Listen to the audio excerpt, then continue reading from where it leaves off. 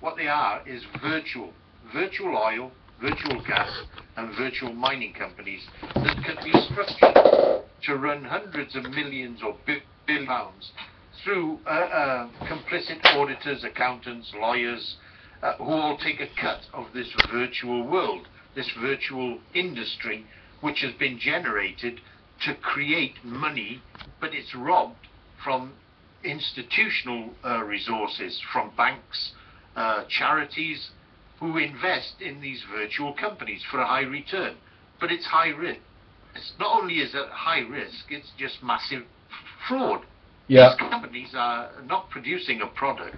All they have done is generate a website, which is their only requirement on the alternative investment market, and then use them as vehicles to go around the world raising capital from institutional investors and then rob it.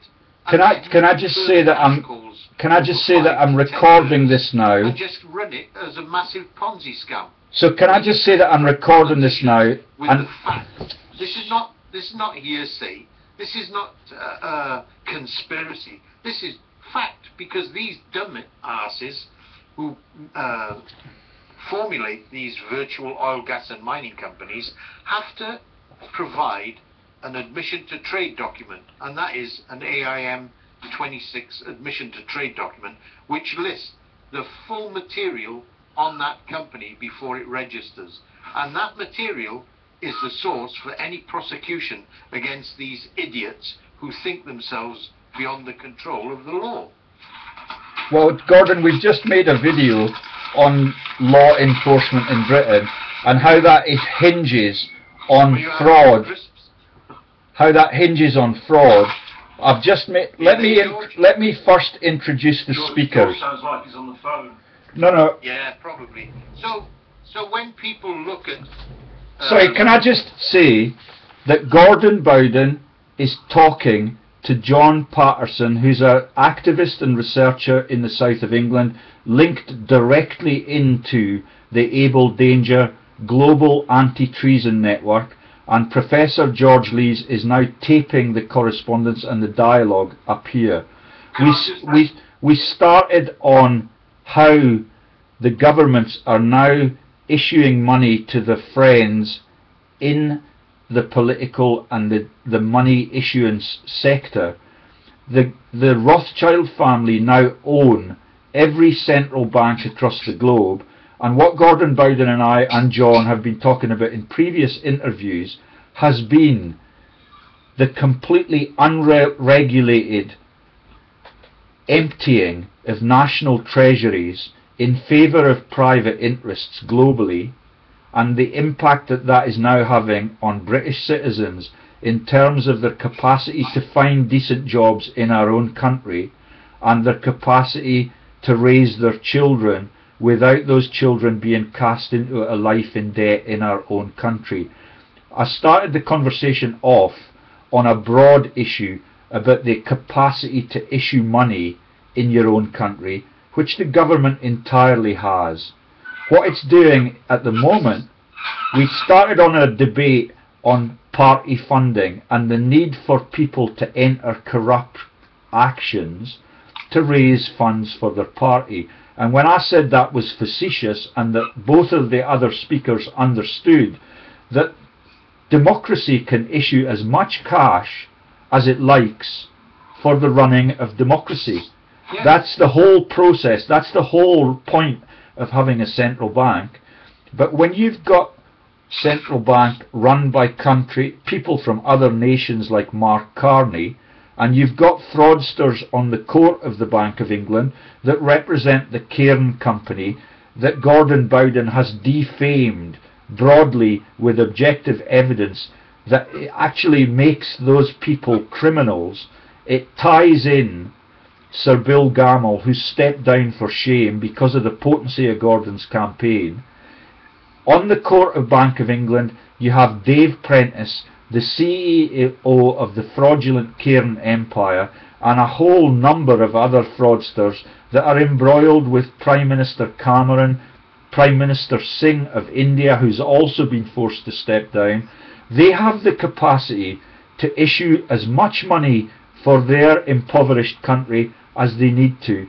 Instead, they choose to issue it for themselves and their friends in the fraudulent sector, which is why we have no jobs in Britain, which is why our country is rendered incapable of looking after itself and funding all of its public initiatives, which is why we had the public sector strike by all public sector employees who've had their pay frozen for 5 years back to back, so that David Cameron and the former Prime Ministers in these money laundering cabals can defraud the people globally. That's what we need to talk about, the hyperinflation and the diversion of the money from treasury funds for our blessedly productive NHS, and the capacity to give the people that run the NHS at the actual level of the ward, the intensive care unit, they're entitled to the pay rises that the government members get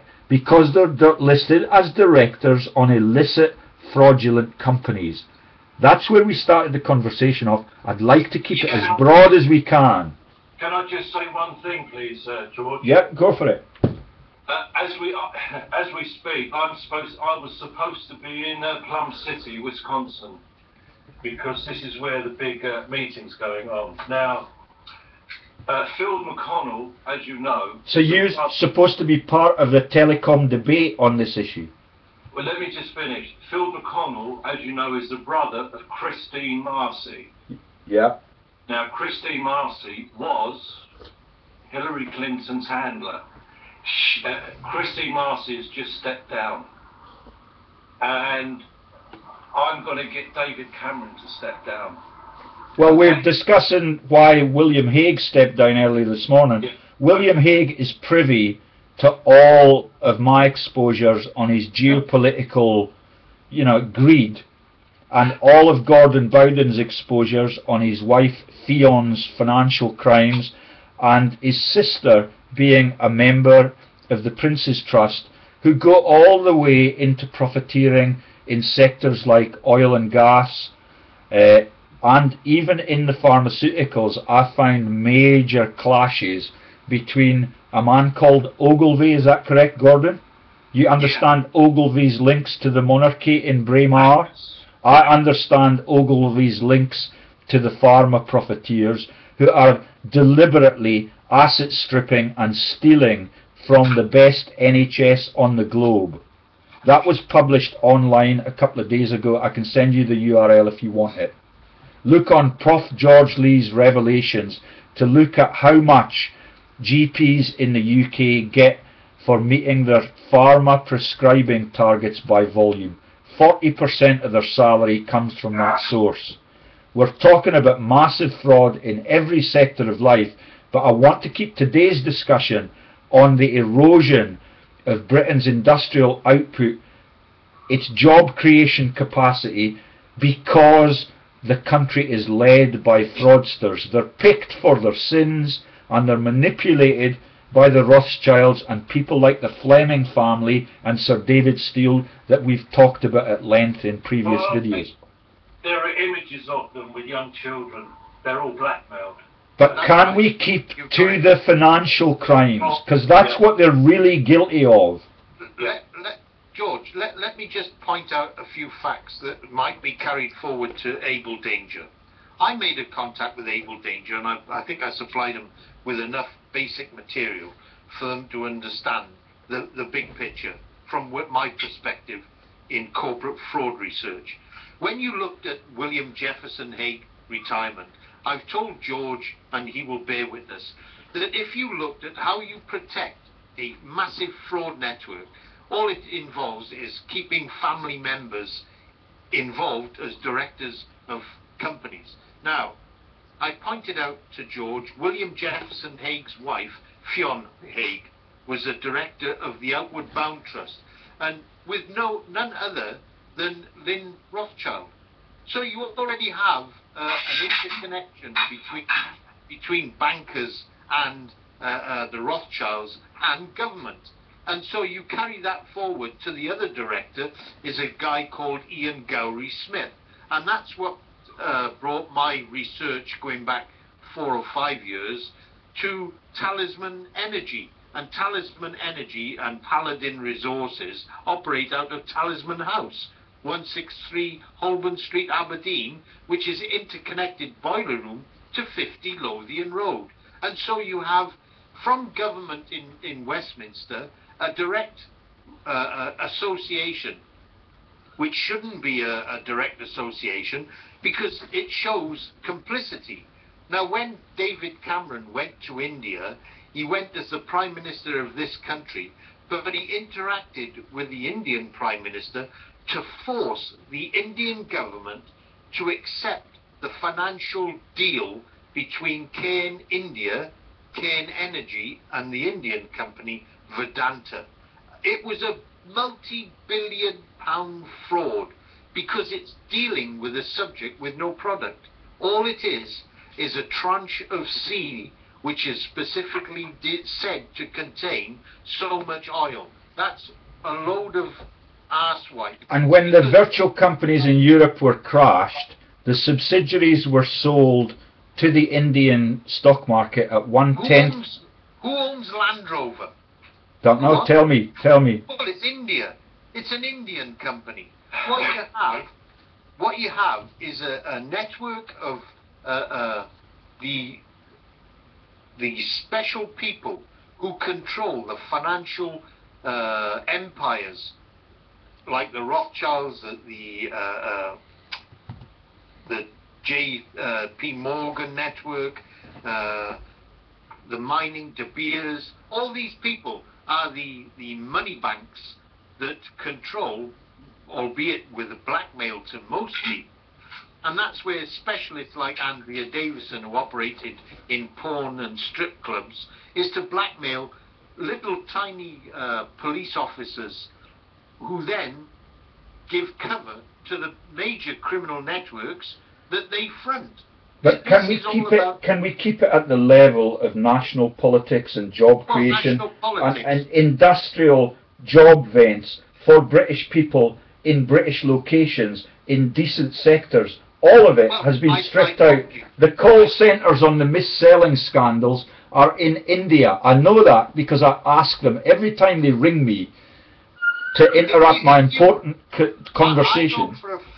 I know for a fact, because I work with somebody, that if you want a spare for the meter outside your house for gas, for British gas, the call centre for the spares is in Mumbai. Do you understand? I understand it in great detail. It's a scandal that the politicians are allowed to do that as heads of our corporations. Globalisation is a tax evasion fraud that you and I understand implicitly. We don't pay a cent of tax, and that's why we don't have any jobs left here except in the munitions sector. Listen, so that we can continue to bully the world. George, David Cameron, as a Prime Minister, should not have interceded on behalf of a private company. Do you understand? And the links to his... Absolutely, but law enforcement won't enforce it when it's run by the global masons. That's right. But when John Patterson begins to explain how he worked for a casino company for all of his blessedly productive and hard-working days, but he now needs advice on how his pension fund has been defrauded and narrowed down until he can barely live on it, which is the email he sent me this morning. That's what I want to focus on. They're mistreating all of the 66 million British people, and they're taking the profits for themselves as world leaders. They are traitors, which is why I'm excited by the involvement of the anti-treason movement that is Able Danger. They're going to get executed for what they're doing to their people. They will not get jailed by the current police regime because we understand their directorships on G4S and on all the private security companies across the globe that are displacing the British military now and are getting rid of police jobs for people who cannot speak English. It is plotted from Parliament. Yeah, if you understand... myself as a military man, I understand the basics of protect and attack. And when you look at any sort of campaign against any enemy, what you have to do is identify the weakness areas and then just keep knocking away at it. What I've done is identify the weaknesses of their boiler rooms, because anybody, and it doesn't take more than somebody with an average intelligence and education to understand how you can dismantle a boiler room and look at it specifically to the activity in and out of that specific address. Now that doesn't take a busload of experts. That takes 2 or 3 people to basically spot exactly what's happening in and out of a specific address. Gordon, it's not rocket science. Can you just explain to those who don't know what in fact a boiler room is? A boiler room is just a premises used to facilitate the movement of corporates, shell corporates, in and out of that address, albeit as an administrator, an accountant, an auditor, where those companies are used as shells for massive money laundering. And I'm talking hundreds of billions. These companies like 788, 790 Finchley Road and Finchley Road per se is a Jewish-controlled front, which is said to me to be linked to Mossad and our Secret Service.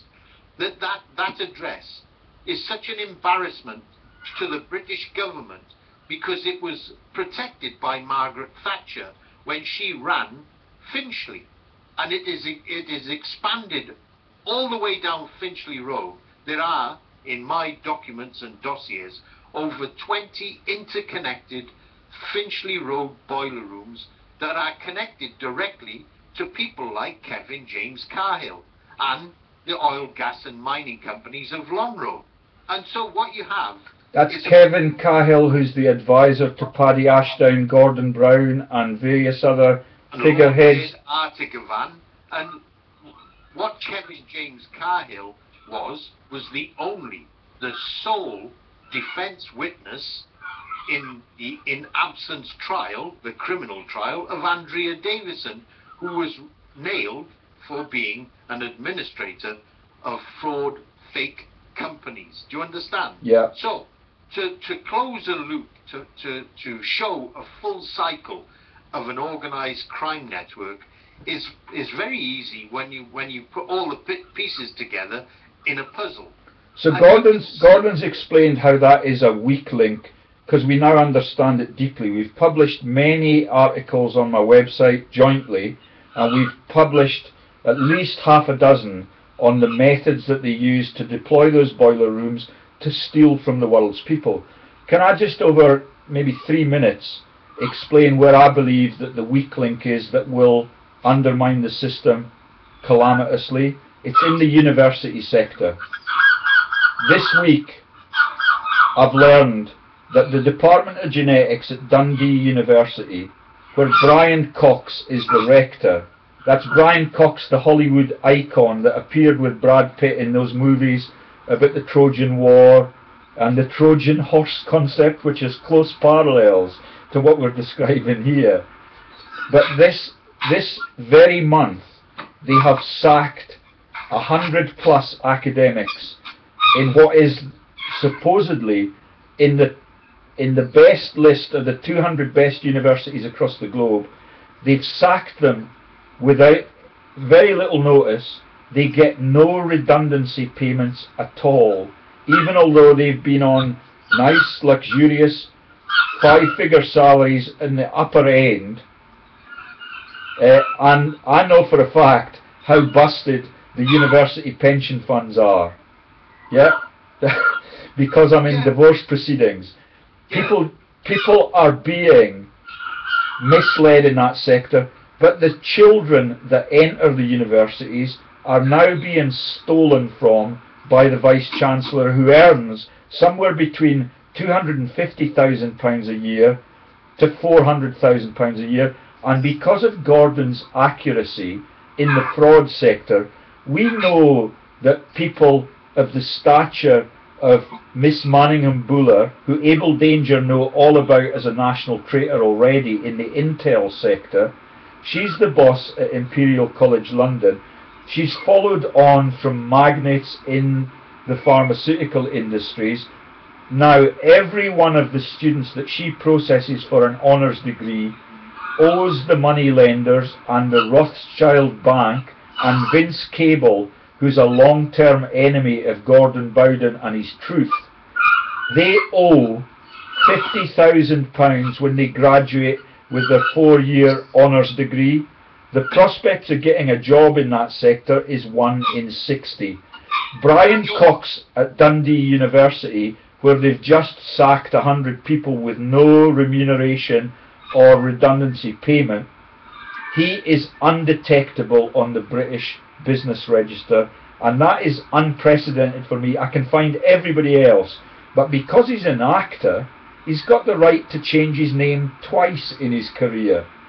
I cannot find anything for the family name that he was born under either, but that's where I believe the weakness is. And when people's pensions, like John's, start to collapse en masse, then we enter a period of societal instability, which is otherwise known as revolutions. We had the strike on Wednesday for the public sector pay freeze that has been imposed for 5 years back to back. My local council can no longer afford to have a rubbish collection for garden waste, because they're in the same toxic debt pool that the national government is in. It's owned and managed by Mark Carney and world leaders as a deliberate plot. We understand it entirely. The issuance of money is at the epicenter of the creation of all wars, and William Hague has received an acknowledged receipt of all of my emails on those frauds and those war crimes over 4 years since I came back from New Zealand. George, let me just put this to you simply. With the student loans, you're talking about individuals running up a debt of £50,000. However, when you look at how this network operates, this syndicate operates, if you want to rob the Bank of England by giving students, a lot of them are foreign students, do you understand, who come here to use the facilities and have access to student loans, who then study and then go back to their original countries with all the degrees, what chance has the government got of recouping that? And let me tell you something. When you look, well, they recoup it using people like you've described to me in detail, yes, like Lord Markham of Ukraine. They put somebody who runs a virtual fraud and oil and gas company in Rochdale in the form of Crown Oil as the head of the geopolitical manipulation in foreign countries. It's easy, it pays for itself. George, what you have is you have then a toxic debt. Do you understand? And then the Bank of England just prints more money to cover that toxic debt. But only to its friend, not to public sector employees. Listen, banks and the directors that run those banks, when I've told you to look at how common directors ran Abbey National, and then Santander, and then HSBC Bank, Barclays Bank, Lloyds Bank, you will see they have a network of common directors who have operated within all the banks. This is the downfall of this country, is to look at the history, the biographies of the bankers, and do a trail of their lives throughout the banking industry to find out how those banks have lost trillions. Nobody ever brings these people to book because they are a closed syndicate.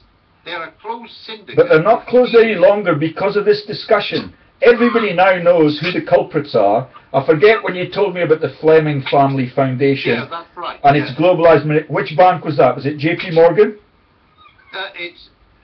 They're all interlocked. JP Morgan, Chase Manhattan, Lloyds, all these people. If you look back in history at Lloyds Bank, they were run by a syndicate of Freemasons, which included the Rothschilds. And John understands that now. So the difference will be made when I'm encouraging John to start talking to his friends in the USA and in continental Europe. We've got access to communes in revolutionary France who do not understand these simple steps that the governments across the world, you do not get more corrupted than France in financial services. They own the IMF. The leaders of the IMF for 15 years have been corrupted French people. Yeah? And all of the Rothschild monetary institutions that were used as homes by defected kings and Mrs. Simpson and the likes. Yeah? When they got married... Wallace Simpson. Yeah, you know all about the history of that, John. Gordon Bowden does not like to talk about it because it's not in the contemporary financial frauds. But they are in a state of panic, and all we need to do, behind your back, Gordon, I must confess on air that John Patterson and I have made a couple of videos in the last couple of days. He allowed me to talk... It's not behind my back, George. As I said to you, I have focused my attention on understanding the mechanics of organised crime in this country and understanding how to dismantle boiler rooms. That's my expertise. I am, because of, by virtue of my life skills in the mining industry, I can dismantle these virtual mining companies and also the oil and gas companies because they have common directors, and then just review the history of the documentation to understand how they are Ponzi scams. Nothing more. And John's expertise is in a different sector. He's worked in Las Vegas. He can explain to us all the infrastructure scams where they blew down the casinos and the skyscrapers so that the directors of the infrastructure scams, like the high-speed rail project, can make a fortune from taxpayers in the, I don't know what jurisdiction Las Vegas is in. But it was in the Godfather movie, and they're still committing the same crimes there. John, what casinos did you work for? I worked in the Aladdin. I saw the thing being built. But listen, you're not to believe this, Gordon. The mayor of Las Vegas was actually in the movie Casino. Yeah. He was the attorney. Yeah. But in real life, he is the actual mayor of Las Vegas. Yeah, yeah. It's run by organised crime syndicates. And what the former head of my local council, I won't name him, but he's the husband of the Queen of the Quangos, now divorced, is the director of the Scottish military tattoo Las Vegas. Is a member of the Walter Scott Foundation, and I explained to John Patterson how they have culled returning troops on various continents in various conflicts that go back all the way to the Napoleonic Wars, when they culled 80 returning soldiers in the city of Glasgow in isolation. It is ruthless, and I'm delighted that ordinary people like John, who have no pension at all, and Gordon Bowden, how long did you serve in the forces, Gordon? 12 years, well, nearly 13. But because you came out as an issue of conscience, or because you had... Listen, I didn't come out because of an issue of conscience. I came out because I served a 12-year service contract. That's what I came out. But you came out at the wrong time to get your pension, and you're still waiting for your pension now. I came out. Look, you have to get facts right, George. Don't re-emphasize. Tell it as it is. Which you assume. I came out because I had served my term for a 12-year contract, which I signed, and I knew then that I should be getting my pension, which was 12/22 of a full pension, at the age of 55. However, this and other previous governments spend those pensions and divert it also to investing in Ponzi scams like the oil, gas and which takes me to John's question this morning. How do I save my pension fund? Because it's being eroded by the criminals. That's right, because they're stealing it and they're putting it into unsecured, unregistered, unrecorded Ponzi scams like these that I've tried to expose. Now, John, have you ever heard of this name, Sol Kersner? Yes, South Africa. That's right. He ran Sun City, didn't he? Yeah. Big Jewish casino owner. Now, I have an advantage over George in understanding some of the mechanics in the casino because my partner's son worked for Sol Kerzner at Sun City. He was a slots manager. And so I understand a lot more about slot machines and gambling than George will ever know. So, you will know that there's always a percentage return to the casino, and that's why the casino never loses. You know, don't you, John? Yeah. That each machine has a percentage return, and that's the law. It has to return a certain amount, a certain percentage. Yeah. But the only winner in a casino is the casino. It doesn't matter which one you go to. If you work the roulette wheels and the gaming tables, the card gaming tables, never mind the slot machines, you will understand that there's a house. The house never loses, eh? It might lose to a few people on order. Yeah. If you know what I mean. Shills. Yeah. Yeah. Yeah. Look, I'm not going to go into that, John, because you know a lot more than I do. But I know from insider exactly how it works. And what were you telling me about the detonations and the blowing up of perfectly viable casinos as was it an infrastructure scam? They get new contracts to rebuild what they already had. Yeah. Can you explain that a little bit for the lay public? I'm going to stop the recording because we're now over that 30-minute threshold that makes it a wee bit tedious for some. But just explain what happens when they blow up a casino that's perfectly viable and who gets the proceeds. Well, the thing is, George, as soon as the Aladdin opened, they filed for Chapter 11 bankruptcy. Yeah, that's right. That's over my head. I don't understand Chapter 11. It's an American term. It's when they filed for bankruptcy, and this was before this was on the opening day. But so how do they get illicit proceeds from that? I don't know the ins and outs, George. But Do you understand that, Gordon? Well, if you look beyond the veil of a building or a company, and you dig a little deeper into the corporate... Sorry, the phone's gone, chaps. I need to divert. Just keep talking. John. Yes, I'm recording, so it's okay. If you understand about a company, it's control. It's about controlling a company which you can then use to steal from. That's what it's about. And when you steal from it, whether it be contractors, subcontractors, they're all divvying up the money in the cost and the cost overrun of building a massive building. Because the initial contract, unless it's got clauses for overrun prices, where they're, where they have securities in cost overruns, that these people are making a killing, like they did with the Channel Tunnel, with this new high-speed train. When you find out the eventual cost, the people that make the money are the real con artists at the top. And when you check, like I have done with the banks of Abbey National and poor Richard Chang, when you understand how he, as a risk analysis, would have spotted exactly what I've been trying to get out in the last 13 years, is that when you see where money is silted out of banks into unsecured loans to companies that are actually controlled by the directors of the banks. Do you get my drift, John? Yes, exactly.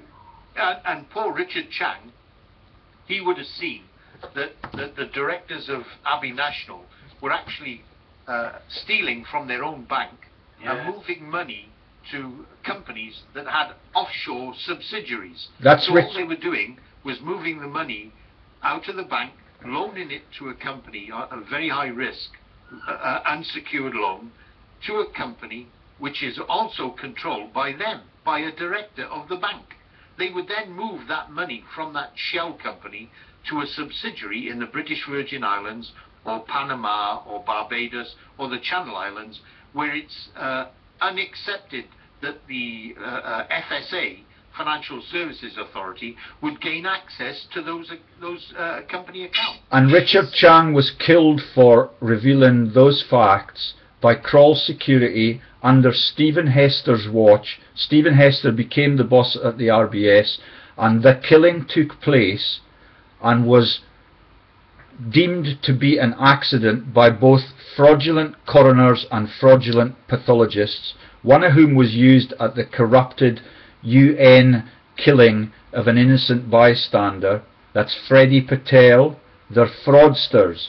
That killing took place in Euston Road, London, where Sir David Steele of Achewood undermined all of the science funding for the Wellcome Trust, the Wellcome Foundation, and the links to the Balmoral Royals. That's Sir David Steele, who's a full registered director on the Fleming family geopolitical manipulation of Syria fund, and built the corrupted Parliament building in Holyrood that went 10 times over budget, using the same methods that you're describing out of Las Vegas. Look, Richard Chang, as a risk analysis, was overviewing any financial risk to the bank. Now, when Kroll were called in, unbeknown to everybody else, and my research and my dossiers on Kroll operated out of the same building as Abbey National. Now, you don't know that, but I've told Jacqueline Chang. And when you understand that two of the most senior directors of Kroll Security were Brigadier James Glendining Wright and Mark Blackburn, who were also SAS commanders with Ambassador Francis D. Cook, Geoffrey White at Arlington Associates Limited, which was attached to the Ritz, which is the same corporate headquarters then of Lonro. And until I did my expose, they were running all happily, all interconnected with fake oil, gas and mining companies. When Peter Eyre did my exposure research, what happened was they all did a runner. And unfortunately, with a company, you can only run as far as your paperwork. And that's Lonro that used their current chairman as personal financial advisor to His Royal Highness Prince Charles. Yes, and also the head of the BBC, Lord Patton, who's the head of all those cover-ups on all the paedophilia issues. He's been the director at Lonro, but there's no way you can know that now that they've obfuscated the business records and they've switched his business IDs. He has not even got that registered on his parliamentary conflicts of interest. It is a scandal that someone who's in charge of BP, who's in charge of the Future of Russia Fund and the Oxford Russia Foundation, which is an academic cabal of greedy professors who manipulate the world's future from their university office. It is absolutely illicit. We should stop now because we're up to 38 minutes. Yeah, George, let me just point out a few facts. Angelina Jolie has now taken on the responsibility of the same role as Princess Diana did with the Hallow Trust. Now, I have it documented in all the files and Pandora's box articles where the Hallow Trust has got hundreds of millions of pounds inputted with no record of who was those sponsors. It is government money, and that's a landmine clearing supposedly network involved in Angola. And Princess Diana was wearing a tabard with the Hallow Trust on it in all the promo videos of this magnificent company. Unbeknown to everybody else, it involves SAS commanders Aldwyn James Glendining Wright and Mark Blackburn and Ambassador Francis D. Cook and Geoffrey White of Lonro. Well, thank you for that, Gordon, because that delightfully closes the circle again. It takes us back to the exposures. Are you there, John? Yes, I'm here. You know the significance of the mention of the Angelina Jolie word? You know the mention of the Cressida Dick word, the list of the world's most evil women? Yes, Mrs. Nick Clegg in the assassination bureaus in Brussels. Those are all conspiracy theories, but I'm delighted that Gordon can confirm that they are also in league with massive financial frauds, and the killing of one of the world's most decent princesses and the mother of the claimants to the British throne. Let me call you back to a simple record of who we are dealing with. When the butler of Diana was called by the Queen to attend a meeting, it is well recorded that when the Queen spoke to the butler, she said, "Beware dark forces." These are the dark forces. These are the scum that run this country. This is the scum. And I include our Right Honourable Prime Minister David Cameron. Well, she meets Cameron once a week. She meets Cameron once a week, and we saw the outcomes of that. When we exposed Ewan Brown, the Chancellor at St Andrews, the former Chancellor at Heriot-Watt, as one of the fraudsters that cranched the banks in 2008, we published it on our website with videos like this one. Within 3 weeks, that man was cynically given a knighthood for his theft against the world's people. I think we should close it there, because that is a very insightful set of revelations. We've talked about the murder of people that are in the regulatory system for the banks by Israeli security firms that are actually led by SAS members from the UK. We've talked about major financial frauds. We've talked about the undermining of British industry, the moving of all jobs abroad for the convenience of world leaders who are actually traitors to their countries and financial criminals. Thank you ever so much for your confirmation of the depth of your insight, and let's keep doing it on a daily basis. They are backed into the corner. Yeah, on a twice daily basis. But I want the French connection in, and I want us to be talking to French communes. The financial treason does not get higher than you get with the IMF leaders like Miss Lagarde and Mr. Strauss-Kahn, who on the side is a rapist, but he gets acquitted of everything that he's charged with because of legal reasons that we now deeply understand. And the videos we made earlier this morning explain that in Scotland, and where Mr. Salmond gets his advice on what is lawful and what is a financial crime.